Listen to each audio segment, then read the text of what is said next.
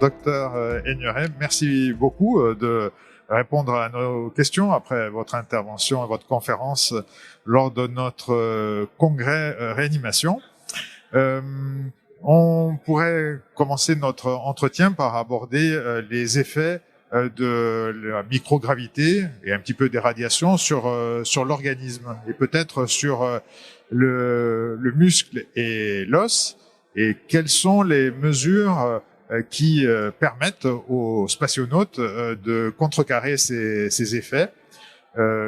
Mesures d'ailleurs qu'on peut, pour certaines, mettre en application auprès de nos patients de réanimation qui eux aussi sont, disons, sans activité musculaire pendant parfois de longues semaines. Oui, alors quand on se retrouve dans une station spatiale en situation de microgravité, en apesanteur, bien effectivement, il y a sur le corps humain pas mal de transformations, d'adaptations qui sont tout à fait correctes quand on n'a pas à supporter les charges du facteur de gravité, mais pour lesquelles il va falloir mettre en place des contre-mesures, bien comprendre les mécanismes, en particulier pendant ces vols de longue durée, le fait d'être en état de relaxation musculaire fait qu'il y a très peu de stimulation mécanique sur le système musculo-squelettique, d'où une perte de trophicité musculaire et puis une déminéralisation osseuse qui peut atteindre 1% de densité osseuse par mois de séjour, donc des pertes osseuses qui potentiellement pourraient être complexes.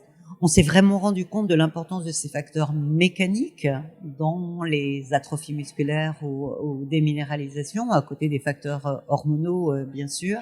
Et on a mis en place des contre-mesures mécaniques qui sont cet exercice physique, 2 heures d'exercice physique par jour pour maintenir cette trophicité, et qui permet d'avoir effectivement pas trop de désadaptation, de déconditionnement, comme on le dit dans notre jargon, et la possibilité d'une récupération de cette déminéralisation au retour de la mission. Et en général, on dit que un vol de 6 mois va nécessiter, pour récupérer en densité osseuse et en masse musculaire, à peu près le même temps de récupération. Alors, un sujet intéressant, c'est d'essayer de comprendre comment cette os qui s'est transformé parce qu'il y a moins de contraintes mécaniques va ensuite se reformer dans ces mécanismes de reminéralisation, avec effectivement sur le plan quantitatif, ça a été constaté, une récupération complète, mais éventuellement sur le plan qualitatif, peut-être un os dont la structure est un peu différente de l'os avec lequel on est parti. Donc des sujets qui sont physiologiquement, médicalement intéressants, bien évidemment, pour les pathologies qui vont conduire à des alitements des patients au sol. Est-ce que c'est un sujet encore d'inquiétude et de recherche pour les vols très prolongés, c'est-à-dire à destination de Mars, c'est-à-dire sur 18 ou 24 mois? Est-ce que c'est encore un sujet d'inquiétude où on pense avoir les moyens de régler ce problème par justement l'activité et un certain nombre de médicaments? Le sujet va être effectivement différent quand on va considérer des missions plus lointaines, des missions, par exemple, hors du champ de la magnétosphère terrestre. Le problème des radiations va être très différent, ces radiations ionisantes, quand on ne sera plus protégé par ce champ terrestre. Et puis surtout parce qu'on va aller vers la Lune, vers Mars, et descendre en surface de ces corps célestes, s'y installer, y vivre, y travailler, donc éventuellement construire, se déplacer, avoir des activités.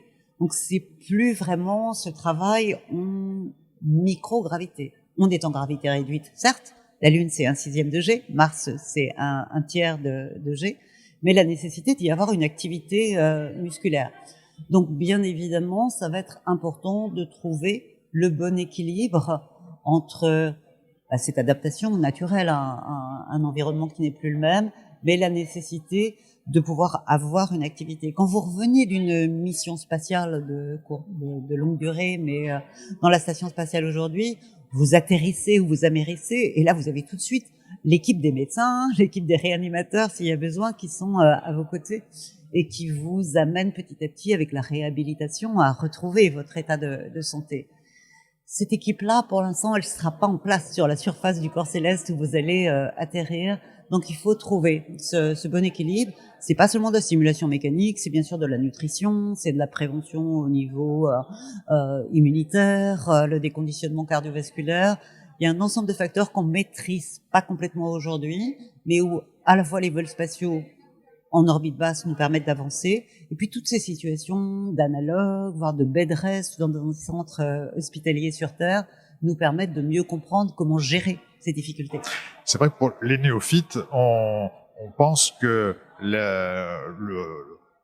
on va dire le délai pour pouvoir réaliser des vols vers Mars est lié à des contraintes techniques. Mais en fait, en échangeant avec vous, il semblerait que ce soit beaucoup lié au contraire à l'adaptation humaine et la prise en charge de complications éventuelles qui surviendraient durant les vols. Oui, alors les missions martiennes, effectivement, je pense qu'on est encore un peu loin d'une véritable exploration habitée avec des équipages. Il y a plein de problèmes qui vont se poser. Il y a bien sûr des problèmes techniques, et si on peut trouver des modes de propulsion améliorés pour raccourcir le voyage, qui est aujourd'hui un voyage de 6 mois, à des dates déterminées pour que la planète ne soit pas trop éloignée du lieu de lancement, en millions de kilomètres, bien évidemment.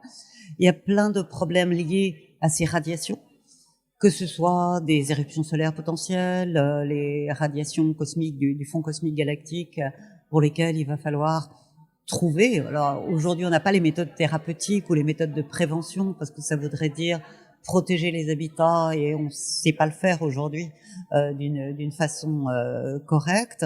Il y a tout ce problème de la distance, le délai de communication, donc l'autonomie de l'équipage dans sa prise de décision sur des problèmes d'exploitation, de maintenance de la station, sur des problèmes d'expérience en cours, mais sur des problèmes d'urgence médicale potentiellement.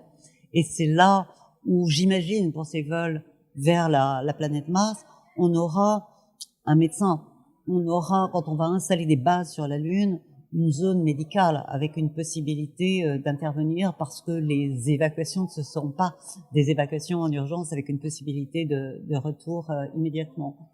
Et puis tout cet aspect, je dirais, de la psychologie et de la performance cognitive, à la fois individuelle, dans un environnement qui est quand même hostile et contraint, et puis cette interaction avec l'équipage. On va être très loin de sa famille et très loin des équipes au sol. Et comment ça va se passer justement dans la diversité d'un équipage, diversité de culture, diversité de métiers, diversité de langues et de genres, bien sûr.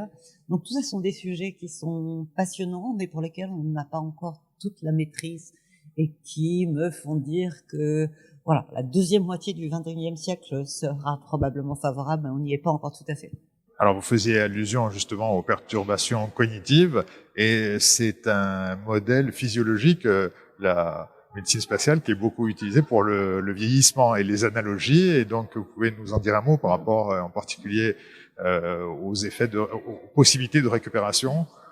Il y a un sujet intéressant aujourd'hui pour la communauté médicale, c'est de considérer effectivement le séjour en microgravité comme un modèle de vieillissement accéléré, sur le plan cardiovasculaire, sur le plan musculo-squelettique, sur le plan cognitif, et effectivement sur le plan immunitaire également, mais un vieillissement accéléré, modèle réversible.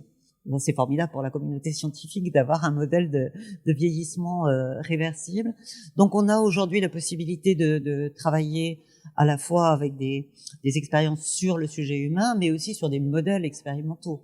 On embarque aujourd'hui des organoïdes de cellules neuronales, des petits tardigrades ou des vers sur lesquels on va étudier au niveau moléculaire les évolutions des mécanismes. Donc c'est effectivement très intéressant. C'est pas simplement la structuration d'un être vivant ou d'un système physiologique, mais c'est ces vraies possibilités métaboliques de transformation et de récupération. Alors justement, à propos des expériences qui sont menées, est-ce que vous pourriez en quelques mots nous dresser le tableau de quelques-unes des expériences menées par Thomas Pesquet actuellement dans la Station spatiale internationale? Alors, Thomas Pesquet a un très beau programme expérimental dans sa mission Alpha, avec des expériences préparées par le CNES, l'agence française, et aussi l'agence spatiale européenne, dans le champ justement du cognitif et de ses transformations. Il y a une très belle manip qui s'appelle Dreams, avec un enregistrement électroencéphalographique à électrode sèche pour étudier ces troubles ou évolution du sommeil. Bien évidemment, on a un rythme de vie qui est calqué sur celui de la Terre, mais quand même avec 45 minutes de jour, 45 minutes de nuit si on regarde par le hublot. Donc c'est une modification du sommeil, et puis la charge de travail et l'équilibre psychologique sont des éléments importants. On utilise beaucoup aujourd'hui réalité virtuelle, réalité augmentée, pour les interactions, par exemple, avec de la robotique avancée, un système immersif en 360 degrés pour l'exercice physique, avec des capteurs sur les chaussures du vélo ergomètre qui vont vous permettre de visiter pendant vos 2 heures de vélo quotidien une ville ou un pays, des expériences de pilotage donc en robotique avancée, parce que ça va être essentiel de pouvoir manipuler des robots sur la surface du corps céleste, un bras robotique pour une sortie extravéhiculaire. Donc ces interfaces avec la machine sont essentielles. Donc tout ce qui est cette performance à la fois cognitive et je dirais haptique, vous avez des systèmes qui vous permettent d'avoir un retour d'effort, sensation de force, sensation de déplacement dans ces environnements en 3 dimensions. Ça, ce sont des expériences que va conduire Thomas Pesquet, en dehors d'avoir emporté avec lui des organoïdes de cellules neuronales, par exemple, et de pouvoir suivre des évolutions au niveau moléculaire, grâce à des expériences très automatisées qui vont être installées dans les laboratoires de la station. D'accord. Enfin, en quoi l'étape de l'exploration lunaire, puisque on revient finalement plus de 40 ans après sur la Lune, en quoi les expériences à venir et les programmes à venir sont importants dans la conquête spatiale? Aujourd'hui, on maîtrise bien ce qui est l'orbite basse, à 400 km, avec les stations spatiales internationales. Ça fait plus de 20 ans qu'il y a des équipages en permanence dans la station spatiale internationale. Et on est en train de passer dans un stade d'expansion et d'exploration plus lointaine, retour sur la Lune, et puis ces missions dans l'espace lointain, le deep space, qui sont la mission martienne. On a encore beaucoup de choses à apprendre pour non plus seulement séjourner, mais vivre et travailler. Et donc la Lune est un terrain d'expérimentation et d'innovation tout à fait formidable, à la fois parce qu'il est accessible en quelques jours, c'est pas trop lointain, et que tout ça peut être préparé par des rovers, des robots en automatique à la surface du corps céleste pour venir ensuite y installer l'homme. On va apprendre à développer des écosystèmes de support-vie, la nourriture, les végétaux, la purification de l'eau, pourquoi pas même on évoque de la pisciculture pour avoir des protéines animales et pas simplement des végétaux dans ces écosystèmes clos, y maîtriser l'énergie, la mobilité, enfin tout ce qui va faire qu'une vie va être possible. Et ça va être un lieu d'expérimentation qui nous permettra d'aborder ces missions plus lointaines vers Mars avec plus de confiance dans la possibilité de succès. C'est un territoire d'innovation aussi, je dirais, même innovation sociétale.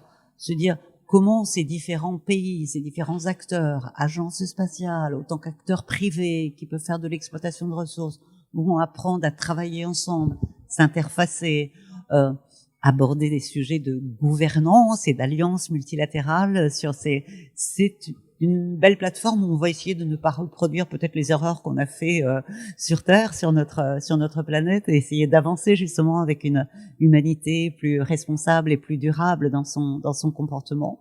Et puis c'est un lieu de recherche et de science absolument extraordinaire. On connaît très peu de choses de la Lune aujourd'hui. On a eu des missions qui ont exploré le niveau de l'équateur, on connaît très peu les pôles. Il n'y a pas d'atmosphère sur la Lune, donc c'est une archive de notre système solaire. C'est un petit morceau de terre, par ailleurs. Donc il y a beaucoup de sciences de la Lune à faire sur cette destination. Donc on appréhendera mieux, je pense, notre planète Terre et peut-être avoir justement des innovations au service de nos enjeux terrestres. On va avoir un lieu de science extraordinaire pour plonger dans les archives du système solaire. Et puis, en apprenant à y vivre et travailler, on va préparer la suite de cette expansion de l'humanité. Merci, Dr. Agnoret, c'était passionnant. Merci beaucoup.